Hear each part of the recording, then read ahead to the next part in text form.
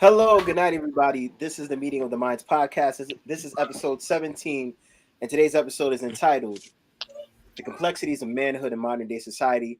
Tonight, I got with me Trini, The Upgrade, and Caroline. So, we're about to jump right into it. For those of you that are just joining us, we are available on Facebook and YouTube. But for whatever reason, Twitter does not allow me to go live because I do not have a pro account, which makes no sense. But anyway, we're going to get started. Here's the first question. What does it mean to be a man?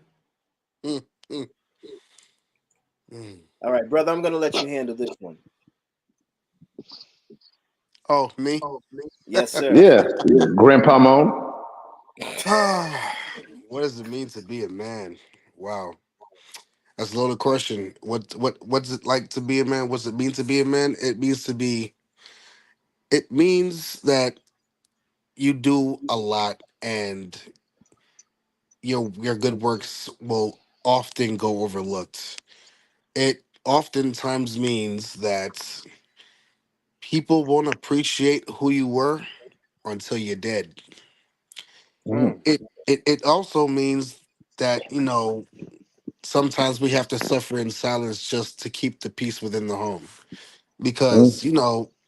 the saying goes, happy wife, happy life. And it honestly, I have a huge problem with that because it completely just dismisses who this man and what his job is and his role within the household. um Listen, we are often the most hated in the world. We are the most used, and we are taught to suck it up. And I figured out why, because it's in the Bible. The Most High will chastise his children and who he loves the most. See, women, they got their curse shortly after they ate the apple, but no one really ever asks, okay, so what about Adam? My man. Never asked about, so what is what was his, Nothing. okay, so the woman's curse, all of y'all over worry, y'all overthink. Yes, y'all are nurturers, but there's a lot of curses like with the period cramps and all that. Y'all never felt that before until then. The menstruals, y'all barely felt that until then. Y'all smelled like flowers, a whole bunch of stuff. But no one looked at what the massive men man. had to go through after. Cause yeah, the women they over worry, but we gotta deal with that. Mm, The woman has an attitude and she's sassy and just something's wrong with her, but we got to deal with that at the end of the day. More specifically, part of Adam's curse was he had to work harder with the earth to produce fruit. Exactly. mm, So what used to easily be, like seeds, sow it and it'll grow. It ain't like that no more. Sometimes your crop won't grow. Maybe it's in too much shade. Maybe the sun is hitting it the wrong way. We have to work extra hard. And if you know the book like we know the book now, hey, melanated people, we got to work hard for everything that we do. mm. So yeah, that's what it means to be a man. It means to be the head, but as the head, you get chastised more because the blessings flow from the head down. So you got the Father, you got the Son, Holy Spirit, heavenly. Okay, now you got head, the wife, which is the neck, and then you got the body. Everybody else that dwells within. What it means to be a man is to make some pretty tough decisions, and no one's gonna like those decisions, but Nope. that's what comes with it. We, okay, take the presidency. Technically, the president's role is to be the commander in chief of the military. Nothing more, nothing less. Everything else is the opinions of other people, and he has to sign it. We have to make some tough decisions. I don't want to beat my children sometimes, but there's but so many times I'm going to speak. I may not want to say no in certain cases, but I know if I don't say no, you're going to end up spoiled. You can cry all you want. I may not want to hear you cry, but it's for your benefit. There's a lot that comes with a man that many really don't understand. A lot of men suffer in silence. Some may want to commit suicide, but if we think about doing that, then no one thinks to ask, Dag, let me talk to him. What's wrong? But instead, you're just so selfish. You just don't love no one but yourself. And it's like, wow, what about my mental? That's fine. That's cool. It's all right. It's tough. It's rough. And it gets tiring. We're always being the bigger person. There is no chance for us to be emotionally present or give emotions because I want you to talk more. Like you don't tell me nothing. Like you're always talking about your homeboys, but you can't say nothing about talk about us.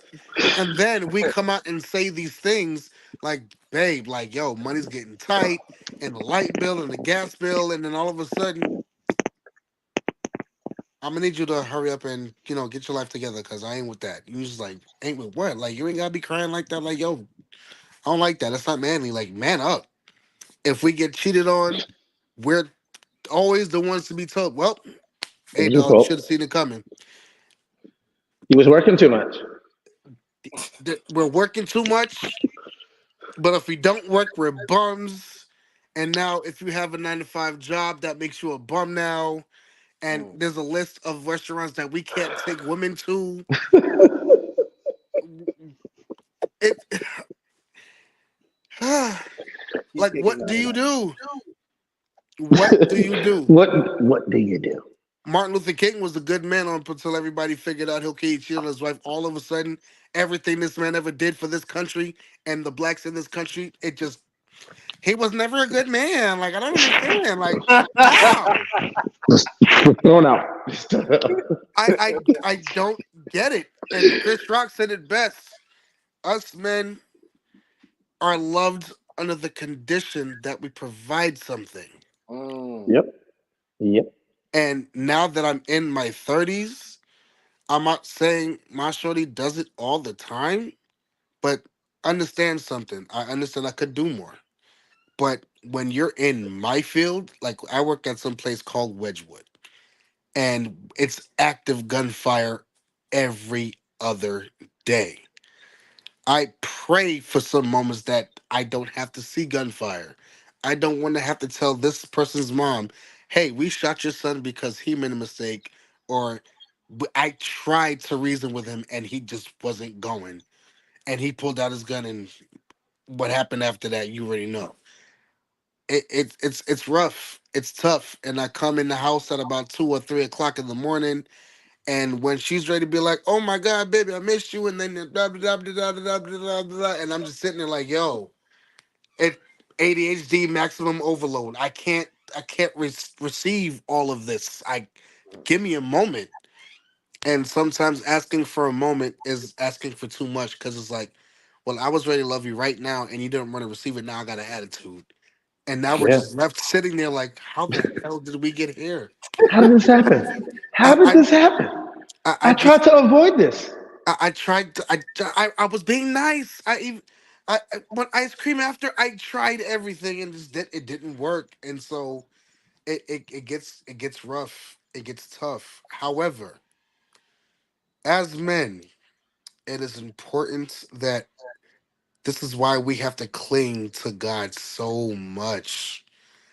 Cause we may not be that natural nurturer, but if you pray hard enough for that Holy Spirit to touch you, she will give you guidance on how to communicate with your fellow lady. But that's a complete different subject for another time.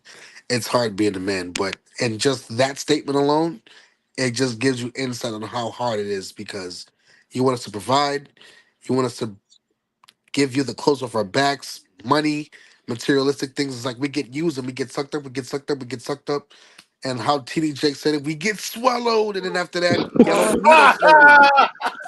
I'm sorry. I'm sorry. We I'm get sorry. swallowed up, we get ate up, we get chewed up, and we get spit out. And once we are spit out, it's like, all right, well, Swallow.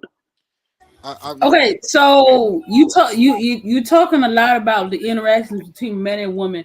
I want to ask you a question about what about the messages between men that they internalize.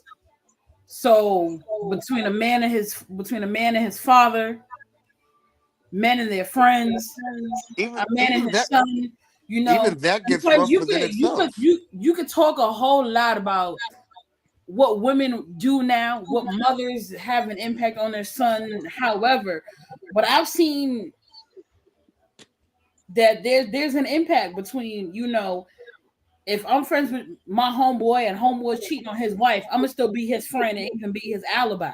You know what I'm saying? Like that, those things have an impact on the type of man you are, the kind of friends you hang around, the how you carry yourself. Which is also true. And I'm not. You Oh, go can't, ahead. Go ahead. you can't just say, well, the type of restaurant you want to go to and this and that, whatever. Let's talk about like what messages you learned as a child, what you internalized when you were in high school. The more pooms you got, the more like popular you were. So, Peer pressure, all them kind of things.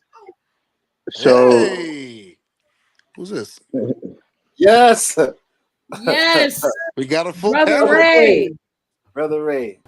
Oh what's my going goodness. on, right? What's up, My man? brother. So How that's you that. been? That's my question on the floor. Good, So good. you talked a little bit about what being a man is, but how do you become one? Because I'm hearing there's a difference between being a man and being a male. It's true. It's true. There's a huge difference Because there's a because one as the one woman on here, you can't just women I did this wasn't. and It wasn't women going to that be and how no. to communicate with your lady.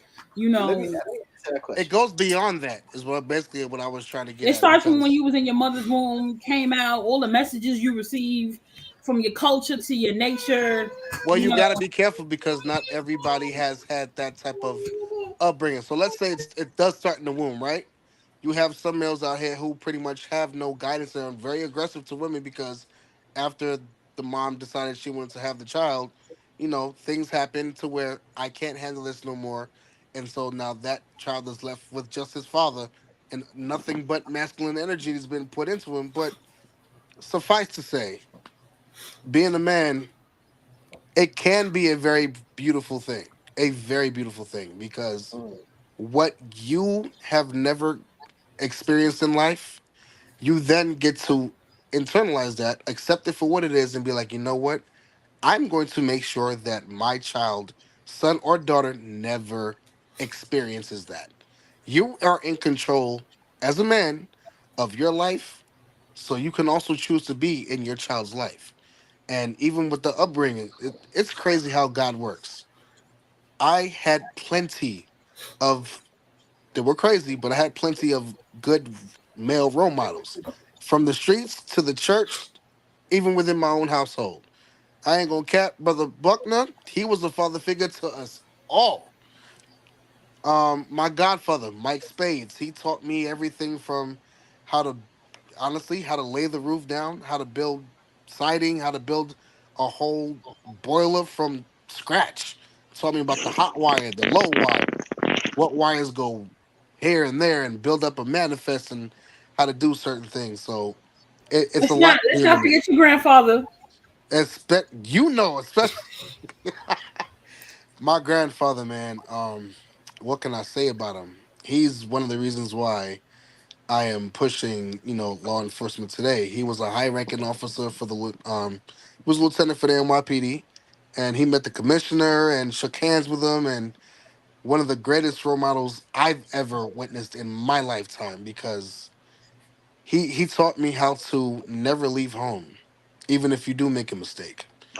He taught me how to purposely piss off your wife when you're in the basement and you just hit the boiler hard as heck with a wrench. And now she upstairs and, oh goshly, but yours breaking something. And then me and him downstairs and we cracking up. And then he would come upstairs and he would give her, she flowers and she would bring up some food and here's a bust up shot and whatever. Like, yo, my grandfather was that dude. He was always working on somebody's car. Everybody knew him as, hey Charlie, what going on? What going on? Like he taught me so like many life lessons. Like here's one of his sayings, and then I yield the floor. When I was pissed off about how other people's opinions didn't really match mine, my grandfather would only say this. You know, you get your coffee or your tea, whichever one you come first. Others drink their tea hot, you drink yours cool. And that simply means However they act and they react and whatever, that's not your responsibility for how they act. Focus on you and your immediate family, and everything else will pretty much fall into play. I yield. All right, now we gotta continue to move on to answer this question. So, upgrade, Caroline, and then Brother Ray. Upgrade, you're up next, brother.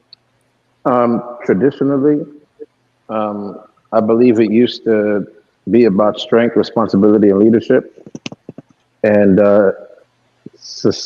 modern, it's more being vulnerable and equality and uh, demasculization. And so, one thing, in my opinion, I want to distinguish is between males and men, because real men don't do certain things. Like how Caroline brought up, your man is cheating and you know, so you rocking with him. It depends on it depends on the situation and the person, to where it's like, if you know the situation, you're like, all right. Because sometimes, literally, a lot of women in marriages, they're literally depriving their men of sex, doing it on purpose. So what is he then supposed to go do? And so he's done exhausted both hands. He done exhausted toys and all that. And most what's we call it, shops are for women anyway. Most sex shops are for women anyway. So you know what I'm saying? Like, it comes to a point where, what then does that man do? Some men, you know what I'm saying, like, they could be like, nah, you know what I'm saying, like, fix what's at home and make sure at home is good. Make sure our home is fine. You got others who will sit there, ask the situation first. Hey, what's going on, bro? You good? Now, mind you, knowing a whole year or two of what's going on, homie ain't have sex in 2 years, bro, about to go on bro mode. Bros before hoes. It's about to go on bro mode, because women do that all the time. And so it's either you catch up with it, or you be the fool that's out there, and while your woman's sitting there cheating because somebody's having sex. Somebody is having sex. In a marriage, if two people are having sex, somebody is having sex. You know what I'm saying? So reality has to set in. Males are There are a lot of grown males walking outside right now who don't know themselves, don't know what's going on, and so they're out here just trying to figure out what the world is. And in reality, mothers can't teach boys how to be men. You can't, because when you really look at it, look at society right now. Look at how it is right now. When you have you have most guys right now looking like girls. Ain't no real man gonna sit there and tell his son, "Hey, son, go ahead and put that dress on. Go ahead and wear them heels and that makeup." Ain't no real man doing that. So in reality, we've lost the strength, the responsibility, the leadership, and we've poured it, because there's no real man in the house. We've poured it to, do whatever. Then you have a lot of men, you have a lot of males who are fathers and who really didn't even teach their sons, and it's just a repeated pattern. Didn't teach their sons how to be real men, so they out here sitting there beating up on women and all that, because they don't know any better. They weren't taught how to regulate their emotions. They weren't taught how to sit there and be like, "Hey, listen, let me sit down and let me relax, and let me go walk outside." It's not, you know what I'm saying? Because real men know how to handle women. Real men know how to handle women. So that we're not gonna get no attitude. We're not gonna get upset. When we do, we really pissed off at something. But if not, we're gonna sit there and do what Trinity's grandfather did. Just do dumb shit, just to get you mad. Knowing how to circumvent how your feelings and your emotions are. You know what I'm saying? I feel like manhood has diminished in these last couple of years. You know what I'm saying? Like, these generations are weird to me. You go to work and nobody wants to work. These guys sitting there complaining, like literally complaining like girls, talking about, "Oh man, I don't even know why I'm out here." I'm like, what in the world is going on? I be seeing some people. I be like, "Yo, you don't sit there and try to upgrade yourself in no sense of point." Nah, man. I'm just stuck in this sense. I look at older guys; they stuck in their ways, not trying to grow up and change. You know what? Y'all stay there. But at the end of the day, men are men are looked at by their accomplishments, by their deeds, by their character, by their morals. You know what I'm saying? You can't sit there and say that for necessarily males or boys, because boys don't do nothing. What does a little boy do and create and make for the world? Unless he's a genius. Nothing. Just like a little girl. You know what I'm saying? So when it comes to manhood, manhood comes with responsibility. It comes with leadership. It comes with strength.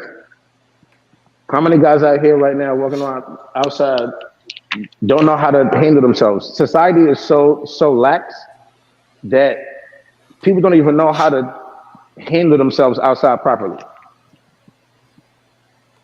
That's why Trinity got to sit there and deal with people shooting every day, because nobody want to sit there and either shoot the fair one, unless you getting jumped and it's bad, then I might shoot you. You know what I'm saying? But if you're gonna shoot the fair one, I'm picking up anything that I see. I'm from New York.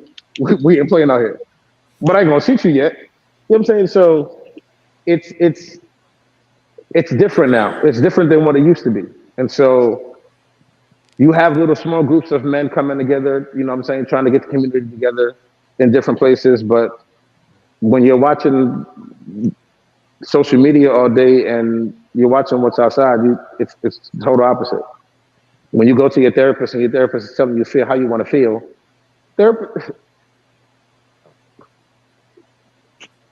you know what I'm saying? Like it gets to the point where we're losing that. Fathers there are many fathers who are not in the home for various reasons. And so that's a problem, because there's stats that show that single fathers actually do a better job than single mothers, or both of them in the house. And the reason why both of them in the house is because some people will sit there and be like, oh, well, you know, I had my father in the house. Yeah, but that don't mean nothing. Your father didn't do shit. Your father ain't nobody. Why the fuck do I have to respect somebody who did nothing? Literally a bum on the street, and every time you talk to me, oh, but my father did this when I was younger. So then be what your father did. Because as a man, if you're a real man, you are whatever you've done and you built within yourself, and other people respect you and they see you for that, then that's what you build on. You don't have to have nobody sitting there telling you, oh, you know what my father did, or what my brother did. Your brother a whole crackhead out on the street. What do I care about what your brother did? Oh, what your brother did back in high school? What did 50 Cent say? In Wankster. Damn, homie. In high school, you was the man, homie. Damn, homie. What the fuck happened to you? You know what I'm saying? What happened to you? So it's not like nobody's sitting there. You have a lot of males running outside complaining about a whole bunch of stuff, because in reality, like what Trini said, yes, it is hard. It is hard for a man. Definitely a black man. We all the way at the bottom. We got to work 10 times hard to sit there where people get. Right now, women have billions of dollars in loans. Black men ain't got shit. And everybody's still telling you, hey, you still got to do X, Y, and Z, X, Y, and Z, X, Y, and Z. I'm not saying all women, you know what I'm saying? Because I've met women who sit there and understand the struggle of black men today. And are like, damn, I see that you're still a leader. I see that you're still a provider, because provision doesn't mean money. Provision also means guidance. Provision also means protection. Even though protection is separate, it's also something that you're providing. Because why would I give you my time? As a man, if a woman is with you and she doesn't respect you, you shouldn't even be with her. If there are things that you're saying to protect her and she can't even listen, bye, get out the door. Because then she's not respecting you as a man anyway. You're not her play toy. If you're walking down the street and she's on the wrong side and you pull her over and she's like, what are you doing? I want to walk on this side. Goodbye. Mercy. If we go into a store, and mind you, you're dressed a certain way. So now I'm going to teach you a lesson. I'll give you an example. One time I was in the car with a shorty, and she said that she wanted to go to get liquor for her and her friend. Had nothing to do with me. So I'm getting nothing from this, okay? So now she gets out the car. When she gets out, she noticed I don't turn off the car. So now she's quiet, she gets mad. When I turn off the car, she hops back in and she's like, Carlins. Literally, my hand went like this to her face. I mushed her. Dead ass, mushed her. I said, well, you're gonna learn today. I said, because the way that you're dressed, I now have to sit there and have to guard and watch every dude to sit there and try to not talk to you. While you're gonna walk in there frolicking like you in some fucking island or some shit, just doing whatever you want to go do. No.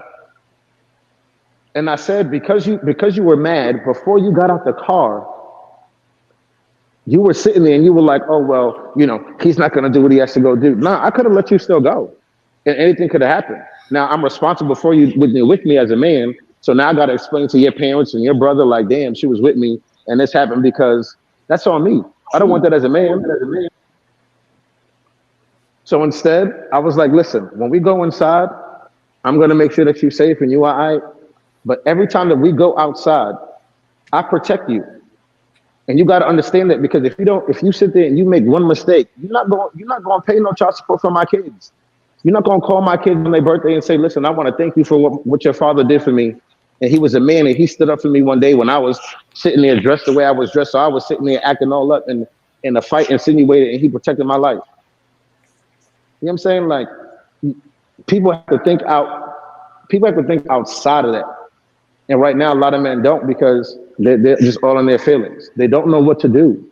Society is beating the fuck out of them. They don't know what to do. Men need to know how to control their emotions. Males don't. That's why most males crash out. You don't sit there and hear people say that's a fuck man. No, it's a fuck boy. Oh, that's my baby daddy. They don't sit there and say that's because mind you, when a woman's talking about her man, she don't say that's my baby daddy. She says my man. Even when they have kids, that's my man. That's the father of my child. There's no disrespect in the tone that she's using. So a lot of males need to grow up and they need to choose to become men. It's a choice. Just like for females, it's a choice to become a woman. And just like right now, for some odd, strange reason, and people could choose to be women, it's a choice. It's a choice. It's really a choice. Males have to choose to be men, and men have to choose to be in their children's lives or be in other children's lives to teach them how to become men. Because, and it's simple sayings.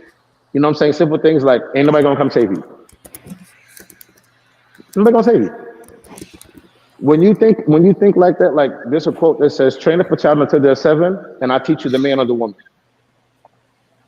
So when you train up a child until they're 7 to be responsible, to be patient, to be hardworking, to have work ethic, that it will never leave that child.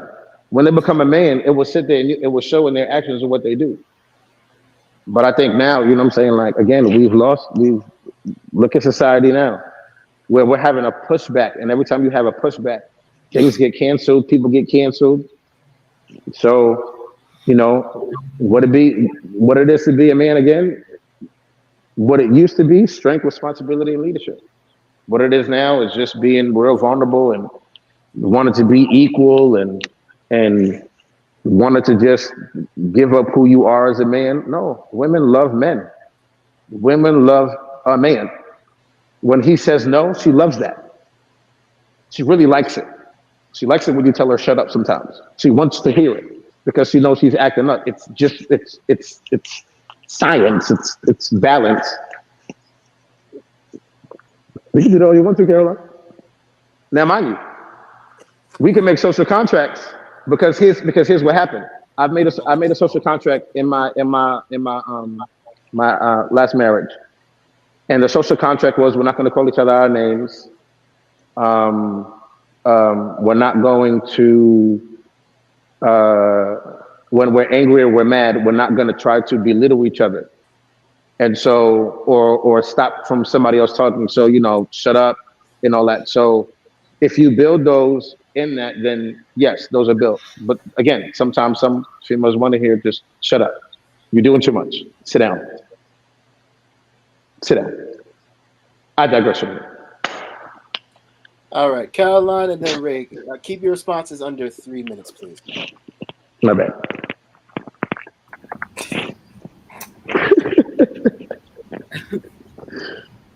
Caroline, I feel like rocket science. But anyway, all right, thank you, Ray. Appreciate you. My bad. I'm not a man, clearly, but my thought process of what a man is, I feel like it's inspired by biblical principles. So you have intercession, leadership, provision, protection. Um, so a man is supposed to leave his mother and father, cleave to his wife. Boundaries. Um, a man is supposed to take care of his household, love his wife as Christ loves the church. So a man for me is God fearing. He prays. He knows how to manage his money. He's respectful. He prays for you. He don't put hands on you. Um, he listens to you. Um, he's not looking for a mother. He's looking for a partner. Um, somebody that holds you accountable. I promise y'all. I'm not like these women on the internet, but you know, when somebody look at you and they're like, Caroline, maybe I should not. You know, that's not healthy.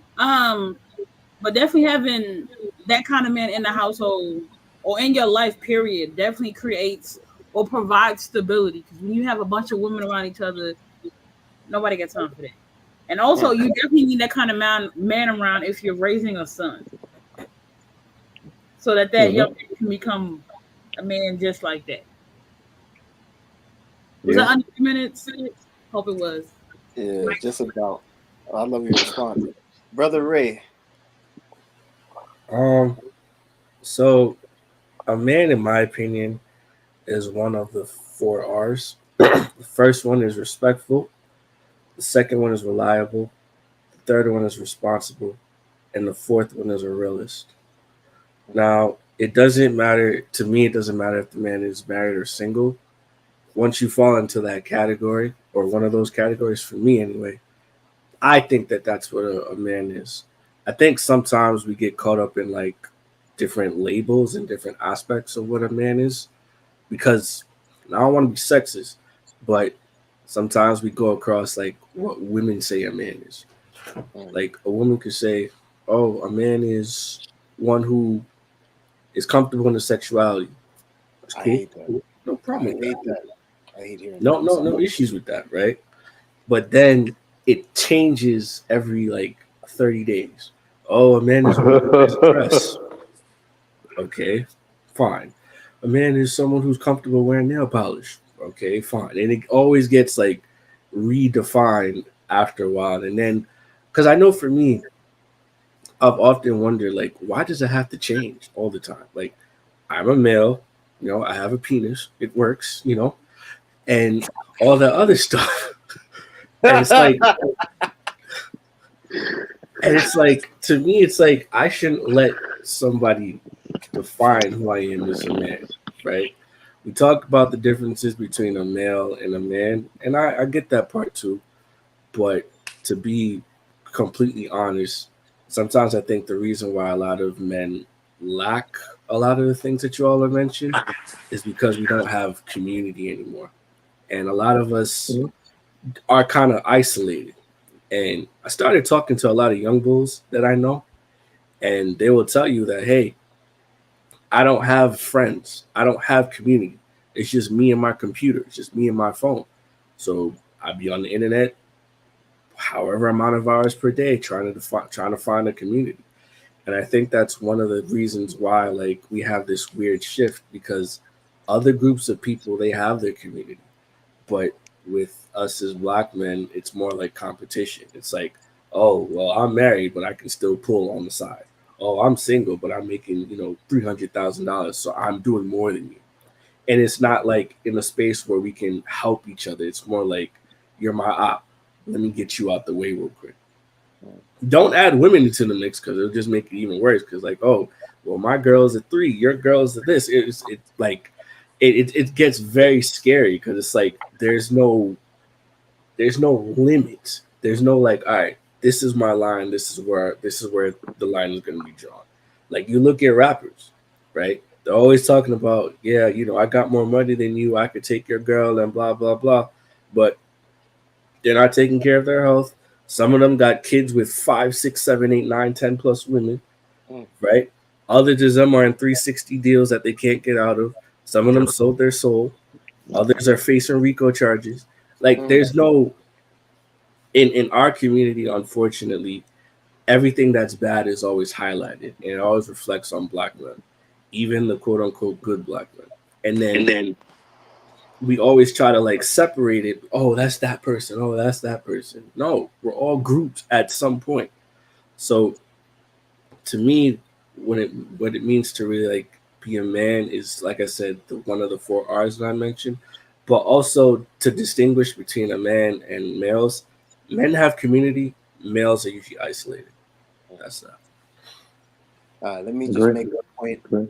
and then I'm out. My definition of a man is someone that protects his family, loves his wife, makes sure that the family is good, but also at the same time, a man is a person that has to put up with a lot from the world and his woman, and sometimes for even females out in the street, because sometimes women love to be argumentative or say inflammatory statements and not expect an answer from a man. But when a man answers like, "Yeah, as a man, you shouldn't be speaking like that. You shouldn't talk to me like that." Well, you shouldn't have came at me with the energy that you did. And if you talk as a man and say how you feel, they call you sassy, they call you gay, they say this or that. And I've noticed that it comes from a particular group of women. I don't want to say the color, but all I'm going to say is this: I'm getting sick of it. Every time a man says something or speaks his feelings, he's sassy. But when you do it, it's no longer a problem. It's like a woman trying to be an alpha male and speak over a man when he's trying to express a point, and then being like, "Oh, you just don't like how I am." No, here's the thing: I'm supposed to lead. You can do what you want, but right now I'm talking. Don't talk over me or disrespect me, because some women feel like they can just go and raise their voice at a man, and he has to listen. No, what I can do is I can go and pack up, cool off, and relax. I don't have to deal with you yelling at me or treating me a certain way. So sometimes, It's giving insecure. yeah, as a man, you feel like you have to be silent, because as soon as you walk home or you get home or something happens, all of a sudden, when you say like, "Yo, I just need 5 minutes," all of a sudden she's getting mad, she's talking. The other thing, when you're trying to talk to a female friend and she's asking your advice on the situation, all of a sudden she just keeps on talking. You're like, "Yo, hold up, chill, wait," and you just like, "Oh my goodness," and you got to go to the side and just chill, because it's like, yo, you can't get a word in edgewise, you know and it's like, if you came to me for advice, manly advice, I'm gonna try to give it to you, but if you don't want to hear it, I can just go and leave now. But yeah, being a man is stressed out, and I'm not gonna say that women don't deal with their certain stress, but men, I feel like we have to hold things in order to keep peace. Like, well, I'm not gonna say this, or I'm not gonna talk about this. I'll wait until a good time. But here's the thing: when is there ever a good time to talk about anything? Anyway, Mm. I'm done. Now let's move on to the next question, which says, "What happens when young boys become men too early and start having children at a young age?" Um, I had Isaiah at 19 years old, um, and what I gained from it was financial instability for a while, and emotional stress, because my father didn't raise me, so I had to choose to be a father in my son's life, and so because I could have just disappeared. And even my mom said, they're like, "Oh, you just got to pay her money. You could just." I was like, "No, I want to be active." So me choosing to go do that, there were things that were limited to where I tell my son now, like, wait until you get older to have kids. Now you got a life to live, stack your bread. You know what I'm saying? Like, you live your life. But when you have a child when you're young, the two biggest things that happen is financial instability, because if you're put on child support, it's a wrap. And then emotional stress, because you're now learning how to be a father. On top of that, let's say you don't have your kid with you, that's a different stress. If you have your woman with you, that's a different story, because again, that's your partner.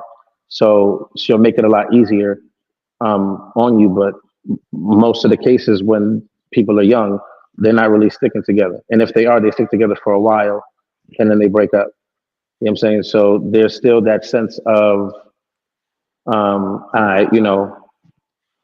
this child, my child might not get the life that I want him to go get. So now you're trying to navigate a child's life that you don't want them to move the same way that you move. So now that somebody's looking at you, you have to move in a certain way. Like my son knows my situation and what's going on, but he loves me nonetheless. I'm literally his best friend from what he called me. And so because I keep it real with him and tell him what's going on. And so, but that's when he had become a man. When he was younger, I had to hide things and not tell him things. But it was stressful for me when he asked me, hey, how come you and mom ain't together? How come that thing ain't worked out? Hey, how come this situation's happening to you? How come that? So then there are levels of dishing out information to this young mind who doesn't know what's going on. You know what I'm saying? So, and I know a lot of young guys who, they had their kids and some disappeared, didn't even want to care for their kids. I don't really mess with people like that. But, when I was younger, I was actually the only one in my family who had a kid when I was young. And I was looked at different. Um, Part of my family kind of disowned me until they seen I was still in college. My son was with me. I was working, and so they was like, "Oh, all right, he's doing his thing." So I had to dig down deep and go and do 10 times what somebody else is doing, just freely. So my main advice to young men is just have self control, have sexual self control. Like wrap it up, have self control. I know it feels good. Yeah, because it will get you wrapped up in a situation where you're looking at somebody who you thought you knew, and once they get pregnant and them hormones activate, that's a totally another person. And then on top of that, that's you too. So that's you and somebody who's now being created. So, I just advise just, wrap it up, keep it safe. You're the man. So if he says no with a condom, put that thing on. If he says, or, get a shot of something, do something.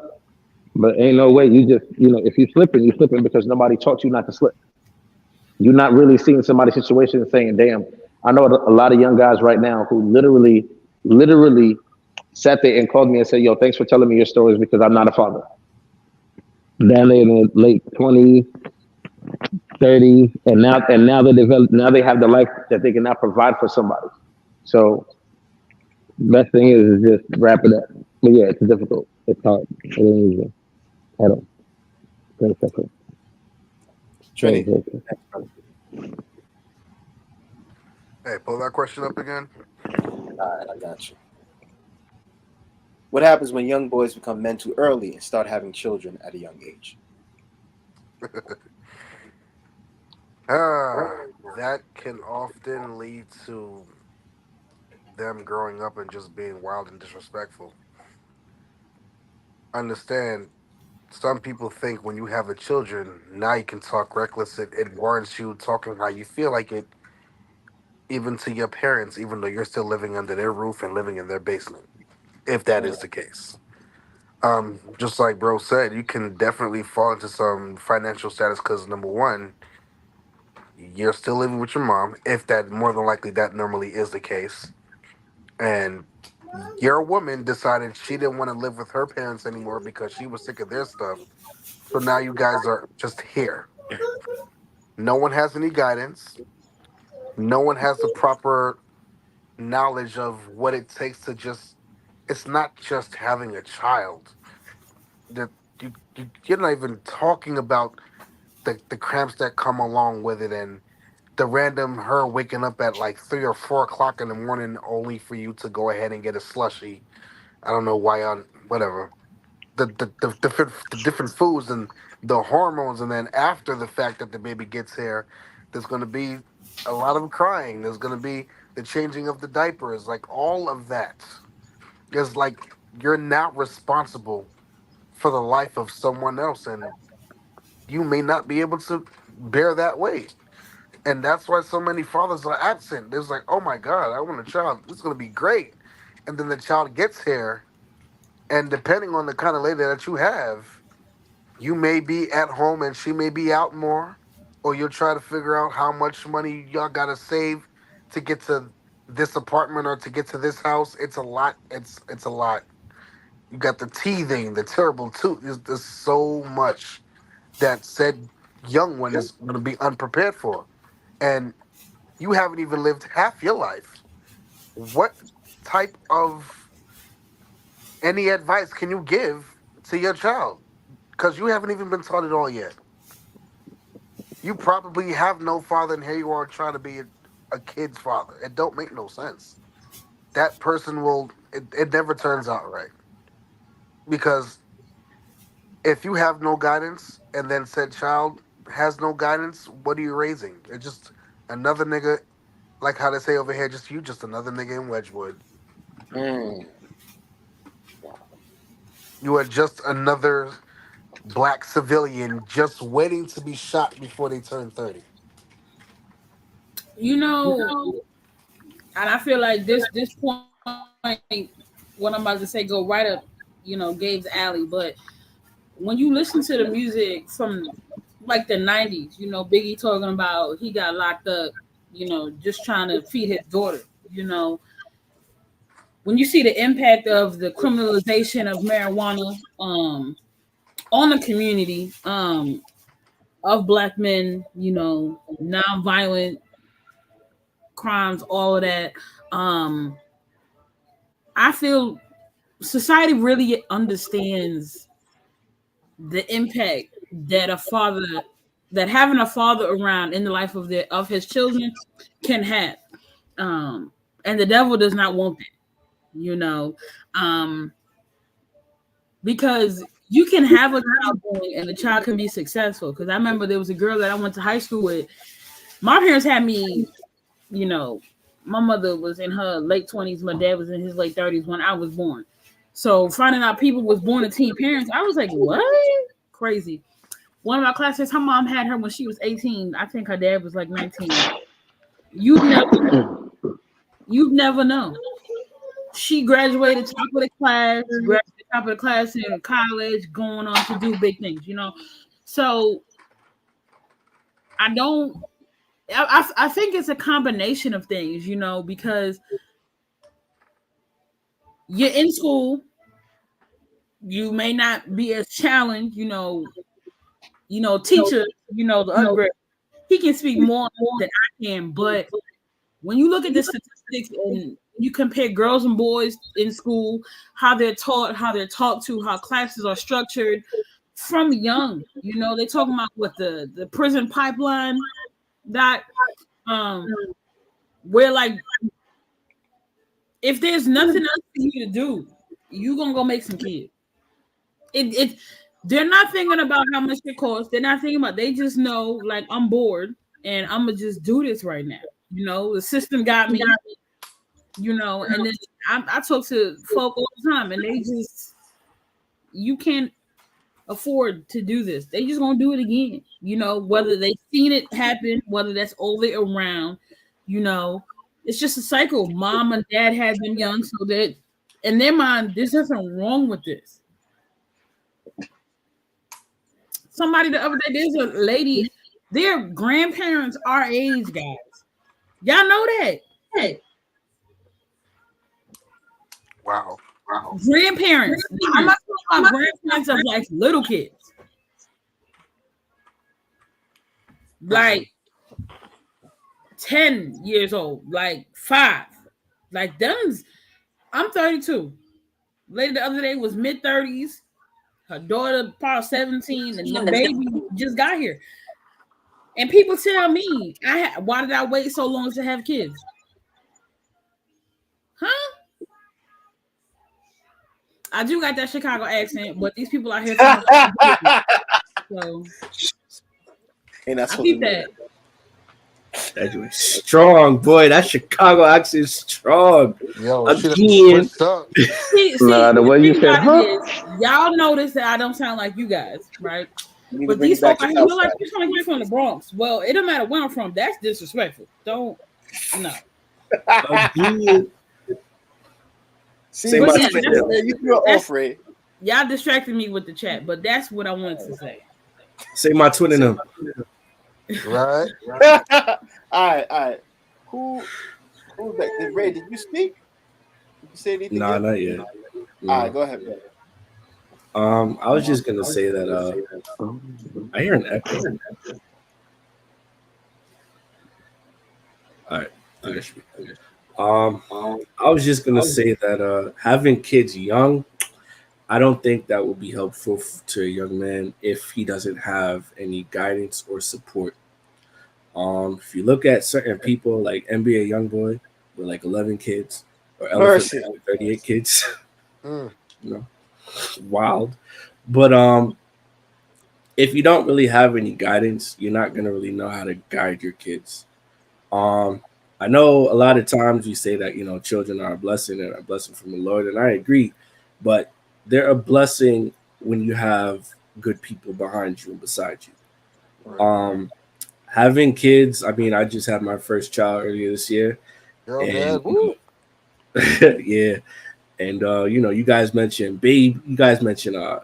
changing diapers, crying, all that good stuff. I'm going Teething, through all it right that. now. Teething, yeah. And if you don't have good people beside you and like good people around you to help you through that process, it's gonna be tough. And I tell a lot of my young friends that like, hey, you're not just making a baby with this person. You're not dealing with them for 18 years. This is for the rest of your life. Because once you and that person have a child together, that's it. Like, yeah, you can move on, she can move on or whatever, but the child is a result of two people coming together and engaging in entanglements or whatever you want to call it these days. So my thing is that I mean, I can see where, to Caroline's point, where when you have time, you can have sex, but like what happens after that? Like that's like when you're watching the woman that you have kids with, go through all these things, and like as a man, you're not there. Like me watching my wife go through childbirth, being in the living room and everything. That was, I don't ever want to do that again. That was but some scary shit, bro. I was crying. yeah, I was in the room. I want to see that again. That was Yeah, wild. that definitely got But scary.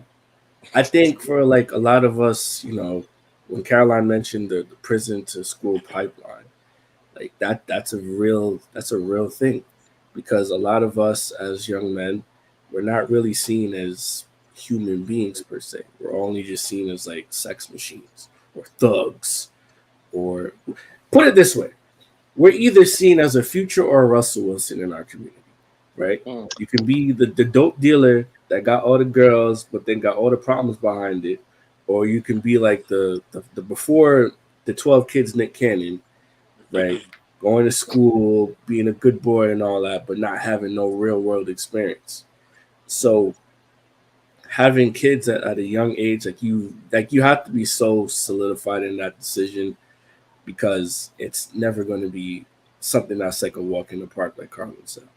There's always going to be problems. There's always going to be issues, and if you can't handle that, then don't have kids. Don't don't put yourself in that position to become a father or a baby daddy. Um, don't put yourself in that position to be dealing with somebody who may not respect you in the long run.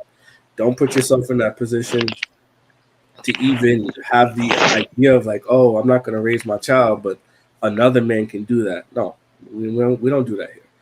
So just know that like if you're going to have a child, make sure that like this is the best decision. I mean, obviously the best choice would be in marriage, but the idea that like, hey, I have a child, right? I don't want to get married, but I want to have a child. And I'm gonna say this to all the young women out there: if any male, man, or whatever says that they want to have a baby with you before you get married, that's a dub. Don't ever do that. Right. And vice versa goes to all the young men. Like there are women who say, "Oh, I'll have your baby," but they won't get married. We don't do that out here. So No. there's that. Right. Exactly. I agree. At the end of the day, I see a lot of these young men out here. and they're procreating, they're having all these children, but they're creating broken homes. They're going from one woman to the next, to the next, to the next. And it's like, I mean, at least learn how to put a condom on or take some other form of care so that you don't get your woman pregnant. But at the end of the day, people say that certain things are not 99.9% effective. I believe that there are things that are preventative in order to avoid pregnancy. But here's the thing: some dudes don't care. They're out here creating broken homes, living with multiple baby mothers, and it's just like, why put yourself through all that and then want to be the same one to be like, yo, she's trying to take me for all of my money? No, she's trying to provide for her child, because it's like, you know, you walking around, you balling, you just bought a new car, like you doing all these different things. Like you got your money and make sure that you're straight, but are you seeing your kid on a regular basis? And then we got the regular baby fathers, just the males that hang out in the stoop or around the corner. They smoking, they drinking, they selling drugs, they doing whatever they got to do to get by, but they are still not there for that child in the way that their child needs them. And it's a dangerous game to get women pregnant out here and then blame them for how your life turns out. You're the one that decided to have sex with her. You're the one who decided to get in that bed. Now, let's move to question 3. Oh, one more Oh, thing. sidebar. Wait. Because yes. So let me give you some real shit. So yes, I decided to sleep with my baby mama. Condom broke. God. So when the condom broke, Yeah. so when the condom broke, now what do I say to the person who I didn't want to have a child with? We were just having fun and having sex. Life Because your starts last with statement, you. because that's the reason why I'm living who I am with my son. But what I'm saying is that it's not always. Sometimes there's, yes, you live with somebody, Yeah. but there's other times where there are accidents where condoms break. You Right. know what I'm Of saying? Things course. like that.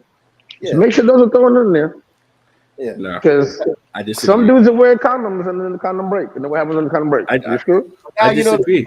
hold on. There's the male plan B Uh, also. Well, I know back then it didn't exist. Now they got it, I think. Oh wow.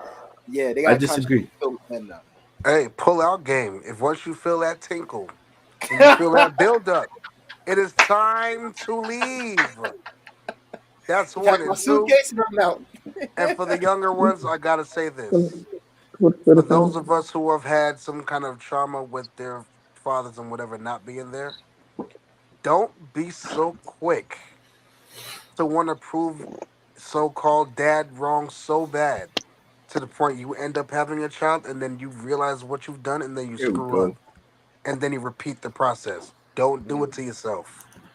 This is a lifelong decision, and depending on who you with will either make your life somewhat peaceful or a living hell. I'm living through hell right now. So yeah, Right. Oh, I got God on my side. God is good all the All time. I'm gonna say Okay. is, I ain't got on all my I'm gonna side say Ray, either. is, Ray, I Just love walking you. through the valley. That's all I'm I'm saying, just bro. walking through the valley. Just walking through the valley. I love you, all, Ray. I all, love all you, I'm Ray. gonna say is, Go ahead. all I'm gonna say is that I tell my wife all the time, life starts with me. All right, if my swimmers ain't swimming, right, in your little pond or whatever it's called, right, you would have never had a baby. So life starts with me. Yes, That's it. sir. All right. So now thank you, gentlemen, for all the in With your input. Caroline. Thank you, Caroline. Now let's go to question 3. Why do so many men grow up masking their feelings? I know we talked about it a little bit earlier, but now we're gonna get in depth. So who wants to start first? Because I could go to Upgrade or Trini or Brother Ray. Which one am I gonna pick? All right, I'm gonna go with Trini. Go ahead, brother. All right. We mask our feelings because, like I said earlier, we are not given the safe space to literally express ourselves because it's giving sassy, it's giving insecure, it's Where does it giving start from? all of these things. And it's just like, okay, so I can sit here and listen to you babble and get all disgruntled about how someone stole one of your pens as a server. But the moment I come home and say, wow, I just had to deal with this person overdose, and no matter how much ketamine we tried to use to wake this person up, they died on the spot. And by me shedding some kind of tears, all of a sudden, I'm I'm just emotional being, and I don't know how to Oh my God, man up. Like, You mean Narcan? Because ketamine is a drug for my horses. bad, definitely Narcan. I didn't even catch that. Listen, Thank you, Caroline. Ketamine. Whoa. No, that's we I'll just deal let him with, go on with the story. I just thought he bro, was we saving the deal with horse. a lot of thank you, meth heads, Caroline. crackheads. Thank you. Thank you, Caroline, for real, because I that thought was he was one of saving the the horse. I influences. just thought he was saving the horse. I guess. No, Ketamine. no. Caroline, I appreciate it. But yeah, so no matter how much Narcan that we use, they never wake up. And it's like, for me to come home and just try to give you just an inkling of what we see, it's either we can't, I don't want to hear it right now. You sound so emotional. You sound like a female. And, honestly, hearing that, not even from your own, it could be from others outside. Women worldwide, whether you black, white, brown, whatever color you are, it is shunned upon for a man to express his feelings. It's always man up, grow up, be a man. You sound like a little boy. I remember back living in Queens, like back in the day, girls who did not know your name, hey boy, yeah you boy, like ma'am, I have a name, like Yeah. bro, we're not given the space to actually be like, hey, babe, here's what I'm dealing with, and I need somebody because I have a lot in this head, and I don't want to talk to a shrink.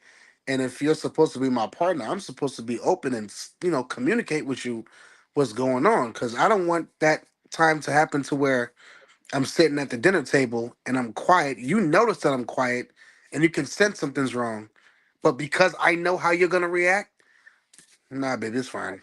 You sure you're okay? It's cool. I'm fine. Yeah, this shouldn't even be that way. But honestly, the way how the world works, it's kind of necessary. As men, this is where being a man comes into play from the very first question. Sometimes we have to keep it maxed only because it's not for y'all to worry. Y'all worry about enough. Y'all gotta worry about the kids. Y'all gotta worry about getting dinner ready for when your man or whoever comes home. You gotta worry about getting the kids in their schedule together, and then you gotta clean up the floor. Then you gotta mop the floor. But it's like a mother. I've even watched it with my own lady. Women's minds don't stop. Y'all wake up and immediately it's like, okay, babe's got to go to work soon, but I ain't getting breakfast. Okay, I'm gonna get up and get a breakfast. But then on the way to the kitchen, all the toys on the floor. I could have sworn I cleaned it up yesterday. But then I got to go to the fridge, and then y'all think about so much in just 5 minutes alone. Y'all get distracted easily. It's crazy. But suffice to say, y'all worry about enough throughout the day. As men, we gotta carry that. It's a must. Y'all not supposed to worry about going to work, handling the kids, and dealing with bills. It just don't make no sense. It will never make sense. That's why some houses are just not. The black community is just not as peaceful as it used to be. But we have to, because it's not for y'all to worry. It's not. Why are you worrying about what I got going on outside? It's my job to provide and shelter you in protection. It has a lot to do with protection. Sometimes us not saying a word is to protect y'all in the household, because it could potentially brew into a fight. Understand, the devil does not like a peaceful family or a peaceful household. So he will use something as simple as you leaving the onions on the countertop constantly. He will use that to cause a big disarray. It is not the responsibility of a woman to worry about what the outside world is doing if she's already a mom. Leave that to me, baby. It's cool. If I tell you I'm fine, leave it where it's at. We're fine. We have this thing, this white dude, I forgot his name, but he used the nothing box analogy. When men stress out sometimes, we have this box to where we go to, and there's like an imaginary recliner and a beer, and it's ice cold, and we sit there and we watch this nothing. It's just nothing. It's a Yeah. stress-free box, and no other boxes touch. That's our responsibility. That's part of the curses that we got. We have to suck it up. We have to man up. We have to show leadership, because two captains can't steer one boat. True. I yield. All Um, right, Ray. And then Upgrade, and Caroline. So Ray, you up next, brother. Okay. So can you pull the question back up? I want to make sure I got it right. Why do so many men grow up masking their feelings?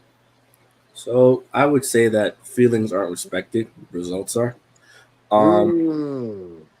and that no one really cares Say that about again. Say that again your for everybody feelings. watching. Oh, Say that again one sorry, more sorry, time. sorry. Say that again. I Say that said again. feelings aren't respected, results are. Right. Mhm. Go ahead. So results are. So no one really cares about people's feelings like that. I mean, I know it's a new thing to say, oh, your feelings matter, blah blah blah. But realistically speaking, no one really cares about your feelings because they're Nope. your feelings. Everybody may not feel the same way that you do. You may be vocal about it amongst other people, but no one is truly caring about people's feelings like that. I know that we talk about it in like a relationship aspect, but I'm thinking more of like in a general sense. Like when you go to work, it's really just do your job, do what needs to get done so you can get your money and pay your bills and take care of what you need to take care of, right? When you're out in the world, everyone has their own feelings about what's going on with them because that's what matters to them, right? Like you may stop and say, "Hey, how you doing?" to somebody, and they'll be like, "Oh, I'm fine" or whatever. But deep down inside, like they have things that they're thinking about or things that they may be going through. But because no one's actually going to take the time out to listen and care, that's why feelings are never truly respected. Now, as far as men not expressing their feelings in a deeper sense, I want to say that because we're not in a space to do so, not really amongst women, but amongst ourselves. I think a lot of times, like, we depend way too much on women for emotional support. And granted, yes, in a relationship setting, I get it. But from one man to another man, I think it's easier because men can relate to men in other aspects that women can't relate to men on. Just like women can relate to women in aspects that men can never relate to women on. Yep. I think men in general don't respect other men's feelings because it's like, oh, you need. I think the problem that I have is that, and I don't know if Caroline may agree to this, but the problem that I have is that men are speaking for women on behalf of other men, right? So, what I mean by that is men will say, oh, women don't respect feelings and blah, blah, blah. But when you have the conversation with men, it's men that don't respect other men's feelings. It's men that are pushing out things saying, oh, that's gay. You have feelings, that's gay. Man up and blah, blah, blah. Because Mm. truthfully, I've heard women say, tell men to man up, but I've heard other men tell other men to man up. I've heard women call men out of their names, but I've heard more men call other men bitches than women have, right? And that's the other side that we don't talk about at all. And Yeah, I that is. think to me, it's gotten to a point where it's like, all right, as men, we got to stop lying. We have to stop lying to each other. We got to stop lying to women and making it seem like it's all the women's fault. Because a lot of times it's not. Like when you hear women say, "Oh, that's sassy" and blah blah blah. But where does that derive from? That derives from men. When you think about it, men were calling other men gay for showing feelings. Men were calling other men gay for being expressive and alternative and all this other stuff. It was men doing all that, not women. Women only were a byproduct of that afterwards. Because in our community, we always say, men lead, women follow. So what men are doing to other men, women will follow at some point. If men don't respect other men, women are definitely not going to respect men. And there's always going to be a hierarchy. And who created that? Men. So to answer the question, uh, we don't have that safe space, and men don't respect other men's feelings. And I yield. Mm. All right. Caroline, Oh, go was it ahead. was it you, brother? Always got spunk. Hold on, who was the next episode to go after Ray? Was it you or Caroline? I don't. I don't remember. All right, so Caroline, go ahead. Oh, nah, it was you. Go ahead, brother. Oh no, it was Caroline. All right, go ahead. My fault. Will we put the question up again? Yes. Yes. Why do so many men grow up masking their feelings? I feel to piggyback off of what Brother Ray said, I could just remember being in school, especially growing up in New York City, you know,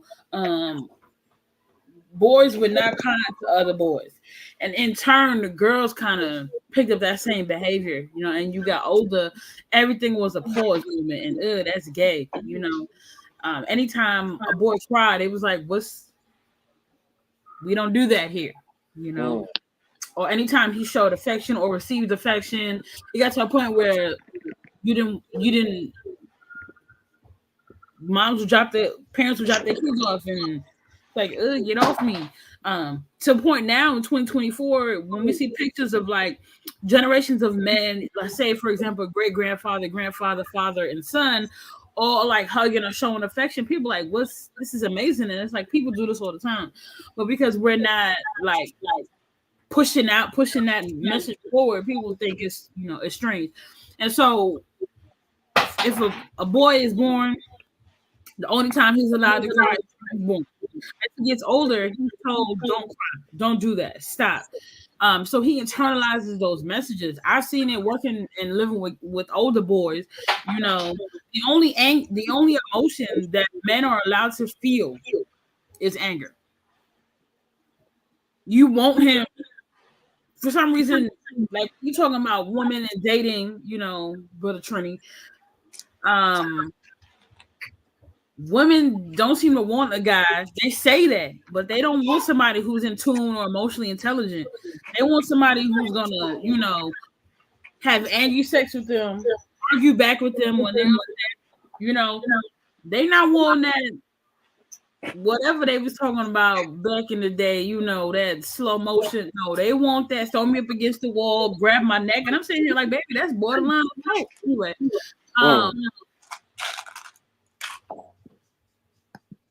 but then when you sit around and look at women who raise boys by themselves, their tendency to I'm not gonna play with you, Ray.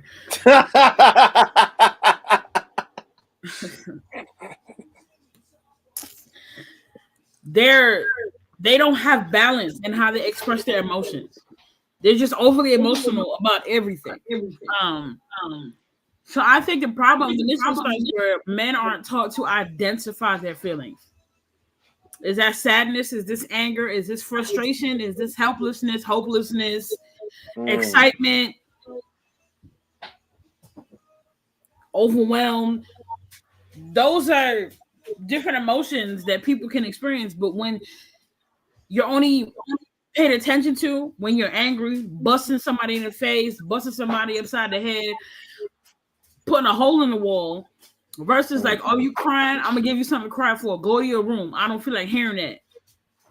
You know, all of that becomes, you know, and then when a man explodes or, you know, leans towards violence, it's like, oh, what's wrong with you? You should have been got help for this. Where? Where he can get help for that? And, you know, it has really been an interesting experience. You know, my son is going to be 3 on his next birthday. My husband and I really talk back and forth because one thing he said to me was, Caroline, do you like the man that I am? Of course. Do you think that my parents did a good job raising me? Of course. So why do you stop me from trying to discipline my son? Oh, so that's what we're doing. Okay. And we've had several conversations after the fact, and because I'm not trying to have my child grow up in an environment where there was no conversation. It was like, you mess up, here's the belt. You crying, stop it. And so my husband and I have had conversations like, I didn't, and I don't want my children to be whooped like how I was. Like, we finna just stop the car and snatch you upside your head, or like get the belt, because they don't need all of that. I'm not saying that there won't be times to warn it, but not everything has to be there. If you drop some on the floor, just clean it up. We're not about to knock your head between the washer and the dryer because you just clean it up. But what I did express to my husband was I want that praise, that affirmation to be as loud as the discipline. Where your son, oh yeah, that's my daughter. She dragged something across the floor. I don't know what it is. I'm sorry. Yeah, it's like banging. That's her on the floor. She probably dragging her brother's shoes. But you want the affirmation to be as loud as the discipline. Men usually come in the lives of their children and they're seen as the unfun, the disciplinarian. There's no balance. So when you have a dad who's around, a man in your life who also knows how to have fun, who can identify safely his emotions, it makes the people around him more comfortable interacting with him in his different states. If you don't know how to identify your emotions, then me as the woman, I cannot help you do that.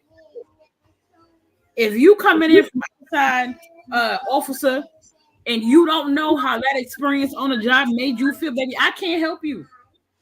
Baby girl can't help you identify how interacting with somebody who's close to overdose and the Narcan don't work. She went there. She went in the training room. She don't know what they tell you in the midst of all of that. You know what I'm saying? She don't know. So if you don't know what you're dealing with, I can't help you. And I'm also not your therapist. So interesting. Interesting. Women have a lot to, even me, after 11 years of marriage, I also still do have work to do, right? But it's no one's responsibility other than your own to manage your emotion. And after a point, it's no longer your parents' fault. As my grandma used to say, you reach an age of accountability. At a certain point, you got to read a book, talk to a friend, talk to the pastor, get you a therapist. At some point, your emotional connection and intelligence becomes your responsibility and obligation. I just don't want my son to be on somebody's couch talking about, I don't know if I'm sad. I just don't want that. But then also, not just on a societal level, we can also talk about culture. Because in a West Indian culture, men aren't really in touch with they emotional side. It's like my way of showing love is to work to the bone. So Ryan, when's the last time you told your kids I love you? Every day, every night, I get FaceTime calls and let them know I love them. What about you to upgrade? You be calling your kids? Yeah, I call my kids all the time. And tell them you love them? FaceTime and all. Yeah. Why would I not? Pretty sure Brother Ray out here doing what he do because we got started. So high five. Wow. A lot of the kids that I've worked with, I know there's more than 3 minutes, but you can't fire me. So they can have that. So, you know, when you talk about why they grow up masking their emotions, they talk that it's a weakness. But when you empower young men to identify their feelings and like there's nothing wrong with being angry, nothing wrong with being sad, nothing being feeling frustrated. You're human. It happens.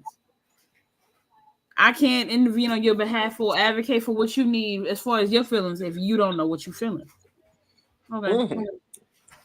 The doctors are in the house. All right. On that point, drop the mic.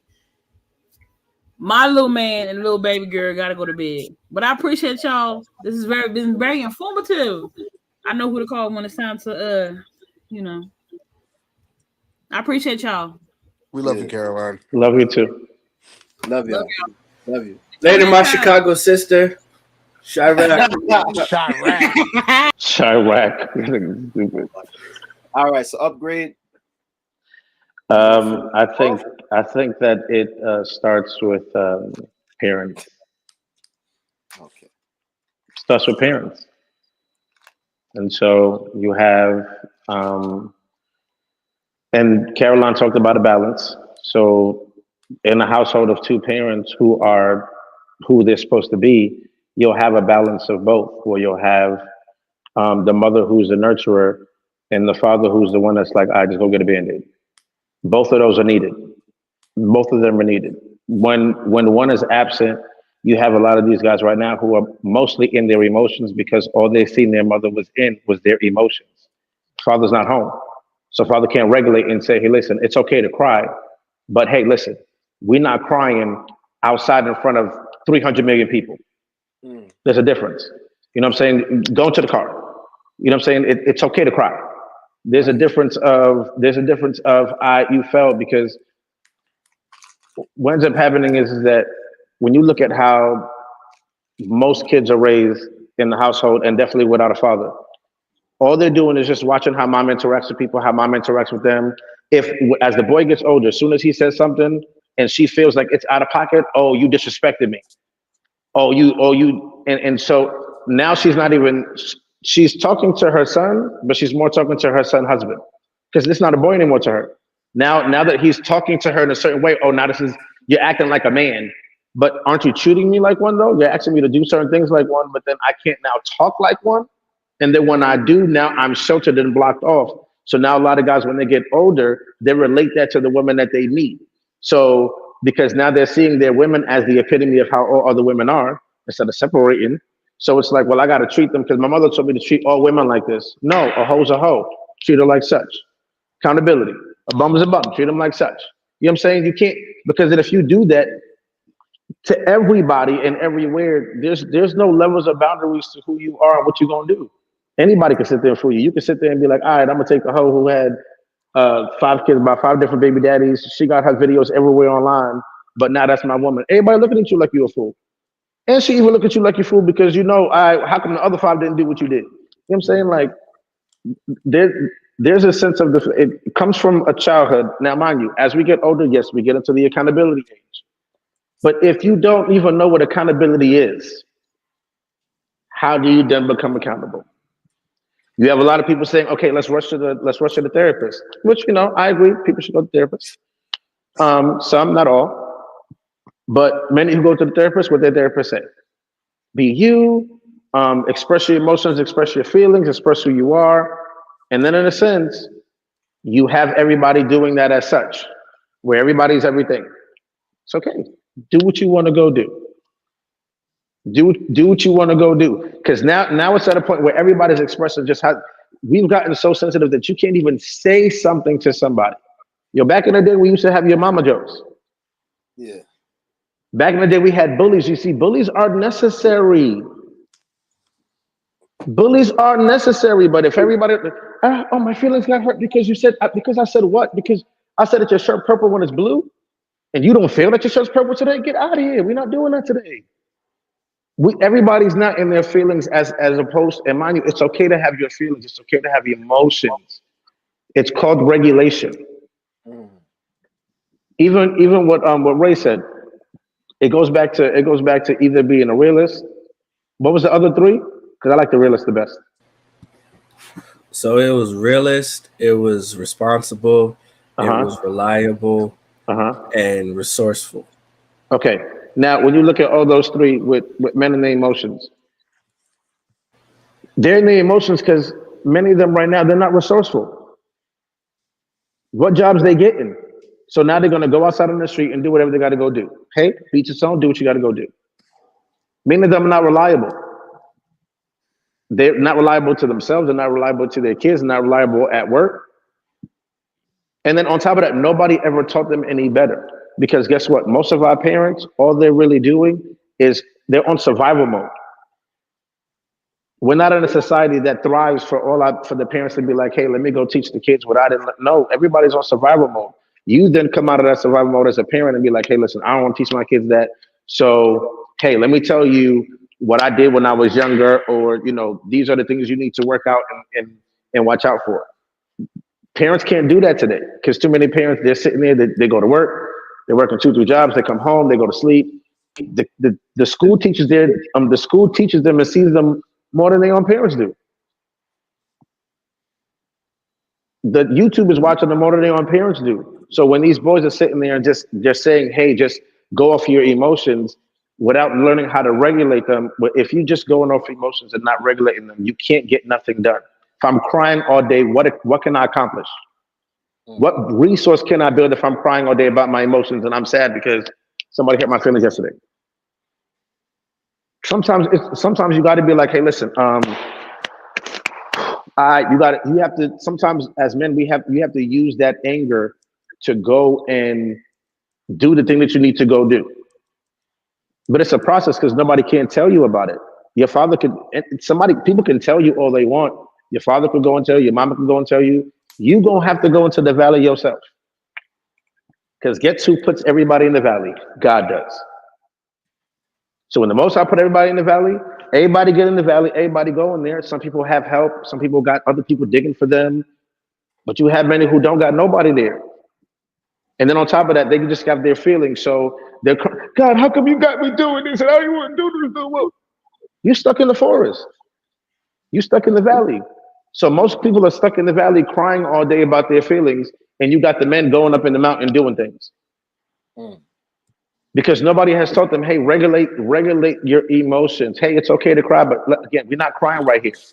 It's okay to talk, but again, think about what was just said. So we talked about how women want communication. Then in the same breath, Caroline goes and says, oh, I'm not your therapist. So who do you want? Who do I need to talk to? Who am I talking to? Don't ask me any questions. Don't ask me nothing. Because my therapist is going to ask me all those questions.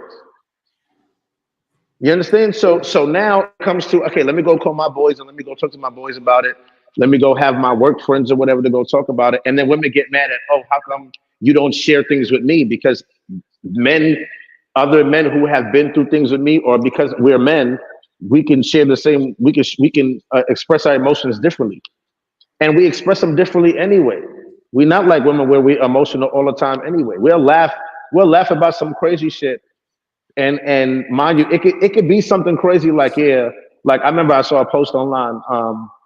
A dude said, yo, hey, would you guys come to my funeral?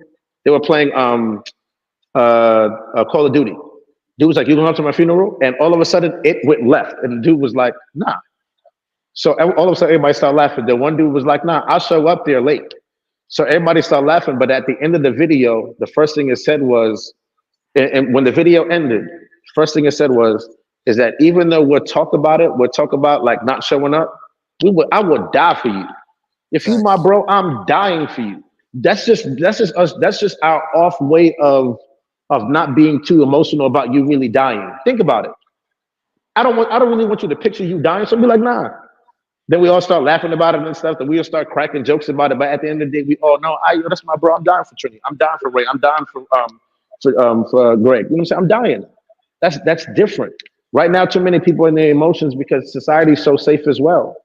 Society is so safe that you just frolicking. Nobody's going hunting for food. Nobody's going building shelters.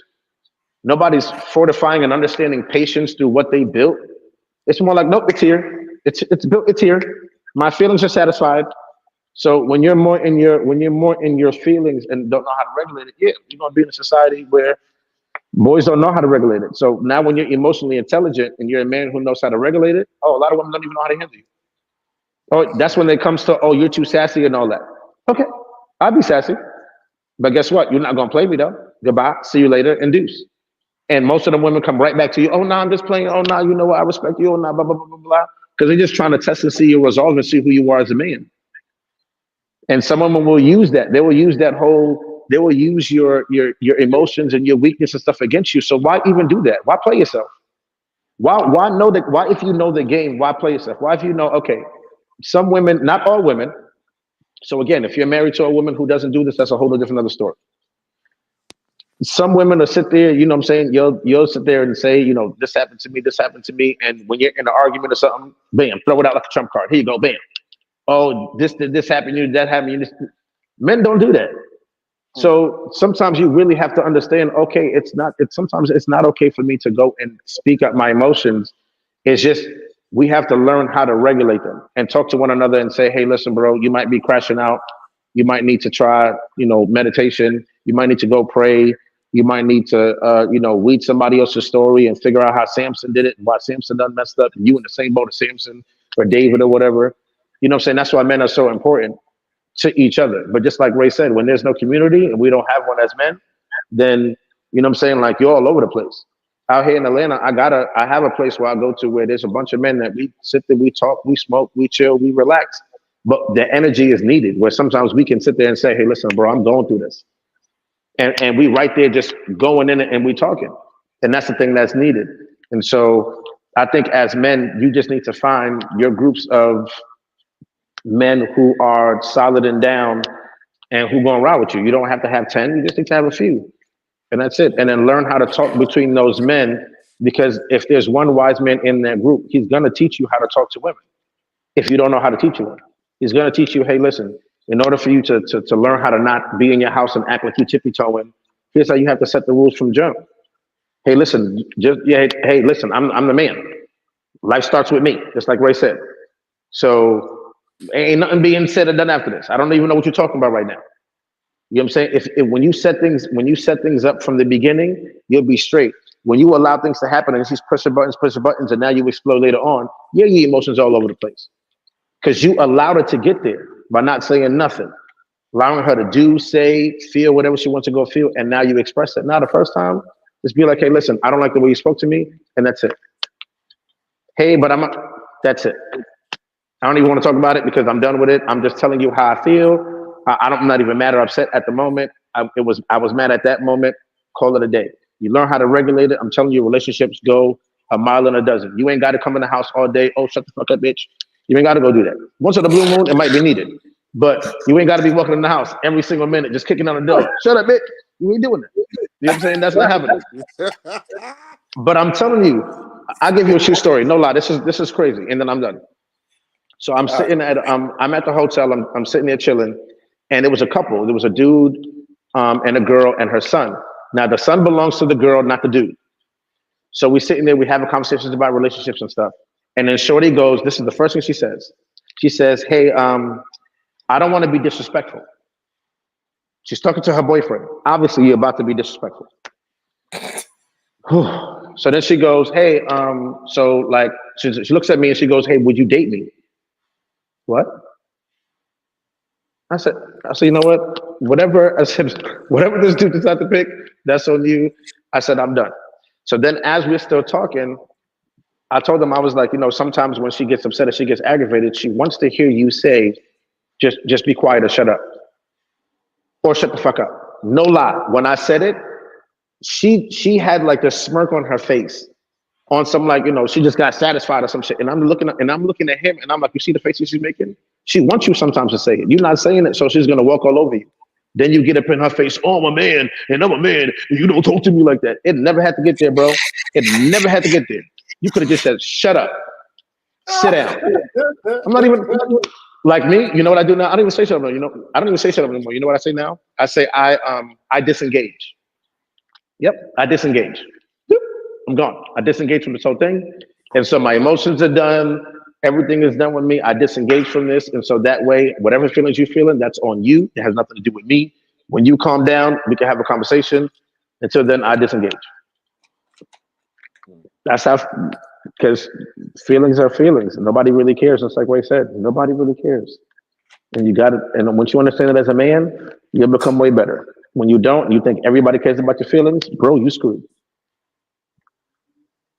Screwed. All right. Wow, that definitely was a lot. All right, so this Shut is up. going. I hope like Ray and Trini wasn't a lot. As soon as you get to me, shut up. You see, you just did it just now. Anyway, let's move on to the last. He said, wow, that definitely was a lot. I hate no, I'm just But you saying, know like, what's facts? No, don't play. nah, yo, you said for like a good like 10 minutes, bro. So you know what I mean? That's what I'm saying. It was a lot. I mean, I know they gave perspective, but when you give a perspective, your stuff goes wild. Like, you see how the way me and Trini was cracking up. That's all I'm saying. Like, you speaking real, so yeah, I mean, it was the comedic side of it. Now, that's rich. And that's the only reason why it goes long, because I make people laugh. You know. say something. This was supposed to be question 9, but we gonna make it into question 4 instead. You know what I mean? Because we gotta wrap this up. So now the final question: how is manhood viewed from a biblical perspective? Whoa. Didn't Caroline touch on that though? She did she? She touched on that. Yeah, that's how she started it. She started it with the perspectives of She said how a man who prays, a man who's financially stable, a man who's a leader, a man who's accountable, um, um, someone who she said one other thing. I forgot the other thing. But yeah, that's how she started it off. But yeah, Okay. but anyway, but to add on to that, Hmm. um, someone who takes the lessons from the men of the Bible and learns how to regulate their emotions. Because again, all those stories are stories that we're going through today.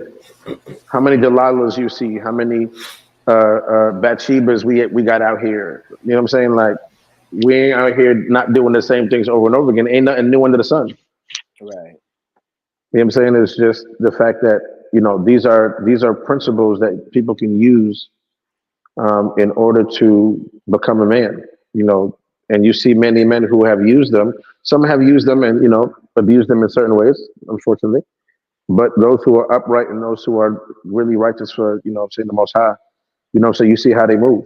They have a light already to them. When people see them, men are like, Dad, I see that light in you. Yeah, praise the Most High. Call it a day. So the manhood, when people see the leadership that you have, the successes, when people see the even in the midst of your valley, how you're still praising the Most High, how you're still moving in a certain way. You know what I'm saying? That biblically defines how you move. I don't have any scriptures on me because I ain't got my Bible on me, but yeah, that's it.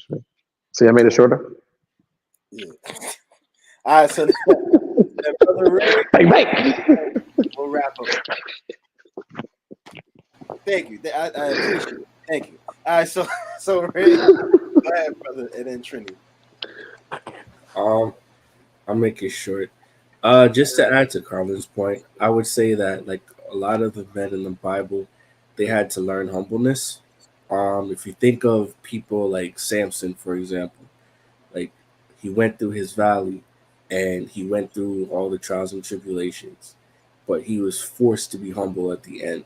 Like even though he didn't get to make it to the other side, he pretty much asked God for the last bit of strength to deliver him from the situation that he was going through. I mean, he got his eyes gorged out, which is terrible.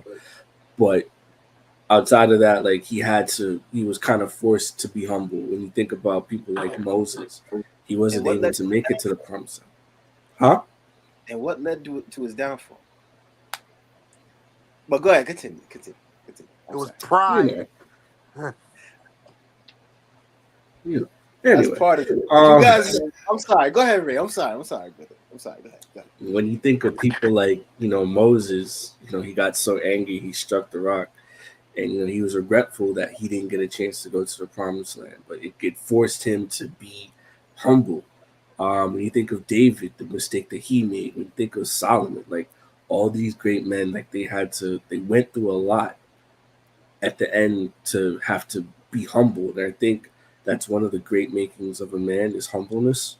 I forgot to add that as well. Um, and just being able to like recognize, hey, I made a mistake. Now I have to lay in my bed and I have to be humble now and just accept whatever consequences come with it. So that's it. All right. So then Trini, and then I'll say my piece. Pull Go that ahead, question Trini. up one more time for me.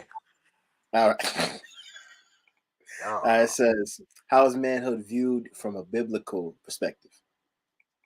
how was it viewed? Honestly, I would say it ain't viewed enough because the Bible, things in the past were written for our learning. So if we have all the tools and all the answers, and we've seen how great these men were and how some of them came to the most crazy downfall, why haven't we learned nothing? What did we miss? So honestly, to land back off of both of them, it's really important to be rooted in the Most High because, just like Bro said, every last one of them, they got it out the mud and they were ultimately blessed. Somehow along the way, they got distracted, they got prideful, and just like Ray said, they were forced to be humble. How about let's all come together let's, I wouldn't say let's fix one another, but let's help each other up. That way we don't repeat the process. Because just like those great men fell, we're not excluded as well. You can have a good job. I could be the best cop in the world. I can have the best guns and everything. But there's a saying that we say in the department: just because you're first on scene, it can ultimately mean you're the first one shot and killed. Mm. So again, we don't learn, and it's unfortunate that I have to say it, but we don't, because we saw what happened to Solomon, we saw what happened to Moses, and Mm. we may go, "Dag, that's messed up, bro. Couldn't even enter the promised land." But again, didn't your father give you a specific instruction, and because you got angry and misplaced that emotion, that was the consequence? It so happens that the Most High didn't give you the consequence beforehand. Otherwise, you probably would have thought twice. Mm. See what I'm saying? So, hey, man, remember the Most High in all things. Lose that pride, because ultimately, Hello? J- Oh no. Keith Rose. The way he did it don't look funny though. We going away from the. Restart your phone or something. All right, so he's gonna come back in. Um, we're just gonna wait, give him a few minutes, but okay, he's back. I bet somebody called me on FaceTime. But Oh, so just it's suffice to all right. say, just to finish it off, keep the Most High in life. Learn from those in the past. Try not to emulate. As a matter of fact, demonstrate the man and the leader that you want in your household. Instead of asking her to be your piece, how about you be your piece and see how well things will happen?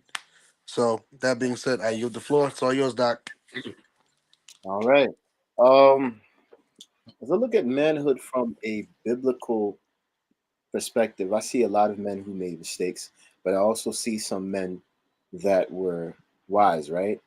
Um, I look at the situation with Lot and how he didn't leave fast enough, and how his wife turned into a pillar of salt because she was disobedient. He kept on trying to beg God, like, if you can find at least X amount of people to spare in the city, almost like he was trying to buy time in a way, right? And then look at what happened at the end. Sometimes when God gives a warning, it's like we almost want to test them. It's like when your parent tells you, don't do this. Oh, why can I do it? Don't do it. Don't touch the stove. Don't do this. Then what happens when you touch the stove and it's hot? You get burned. Now you got to go get some butter or something else to make sure you're good after that. But then I look at the prodigal son and how that father executed his wisdom. When his son came back, he didn't say like, "Oh, I told you so. I told you XYZ was going to happen." He didn't tell him none of that. As a matter of fact, he just gave him his inheritance. But when he came back, he was like, "Yo, I'm glad that you're back home." And I also believe that it was the Holy Spirit that led that young man to come back home. Because here's the thing: we could be young and stupid and think, "Yo, we're gonna make it on our own. We're gonna be better than our fathers or our grandfathers." We have this mentality in mind. But here's the thing, right? Instead of trying to prove somebody wrong, why don't you work on who you are as a man so that you Hmm. don't pass on those same negative behaviors that you saw in your fathers and grandfathers and uncles onto your male children when you have them? You know, learn how to eradicate it from the beginning and cut all that out, even before you think about pursuing a wife or even getting into a relationship. Because the fact of the matter is that the type of man that you present yourself as in the beginning is not always going to be the man that you are when you have children, when things are different. Because now you're faced with real problems. Before it gets to that point, deal with the issues beforehand that you have internally. Go see a psychiatrist, get the help you need. Go sit with a therapist and talk on the couch. And the other thing, I want to wrap this up with what Caroline was saying. One of the things I realized is that there's no problem with telling your spouse, your partner, like, yo, this is the day that I had. But there is an issue when there's other stuff that you say that is trauma, right? And then after that, now that's like, I feel like that's transferred onto that person. They end up becoming an empath and they feel your feelings, and then it's hard for they themselves to deal with what they got to deal with. They don't even feel like talking to you because they feel like you've drained the life out of them with all of your issues. I remember probably about maybe 10, 11 years ago, I had a friend like that where we had just met and she just started spewing out all of this stuff with the males in her life. So much to the point that it started to mess with our friendship. And at a certain point, I got depressed over it because it's like, yo, like, I can't do nothing. I don't even feel good in this moment because I want to talk to you, but I can't because of the way that you making me feel. You've told me all of this stuff. And I understand as a man, I'm not supposed to express anything, but inside it was killing me to deal with it. Still to this day, I never really told her like, yo, you did a lot when you dumped your trauma on me, and you never even got it worked out or dealt with it. So nothing wrong with talking to a partner, but if it comes to a point where what you're saying or doing becomes too much, that's when you need to seek a therapist, because there's only so much that your wife can take. As a man, there's no problem with you expressing your feelings, but just understand that at a certain point, there's only so much that she can deal with, and there's a ceiling.